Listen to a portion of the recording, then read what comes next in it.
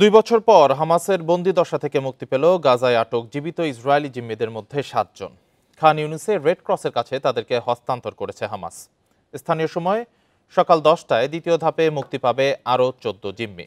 বিনিময়ে কারাবন্দী প্রায় 2000 ফিলিস্তিনিকে মুক্তি দেবে ইসরায়েল। বন্দি বিনিময়ের জন্য প্রস্তুত দুই পক্ষই। মুক্তির পর জিম্মিদের ইসরায়েলের রেইম ঘাঁটিতে আইডিএফের বিশেষ বাহিনীর কাছে হস্তান্তর করা হবে। সেখানে প্রাথমিক স্বাস্থ্য পরীক্ষার পর ওই জিম্মিদের শিবা, ইচালভ এবং বেইলিনসন হাসপাতালে স্থানান্তরিত করা হবে। সেই সঙ্গে নিহত 28 জিম্মির মরদেহ গ্রহণেরও প্রস্তুতি নিচ্ছে তেল আবিব। তাদের মরদেহ কফিনে রাখা হবে আর শনাক্তকরণের জন্য ফরেনসিক ইনস্টিটিউটে নেওয়া হবে। এদিকে মার্কিন ভাইস প্রেসিডেন্ট জেডি ভ্যান্স জানান, প্রেসিডেন্ট ডোনাল্ড ট্রাম্পের ইসরায়েলে পৌঁছানোর আগেই জিম্মিদের ইসরায়েলের হেফাজতে নেওয়া হবে। সেখানে তাদের অভ্যর্থনা জানানোর পরিকল্পনা ট্রাম্পের।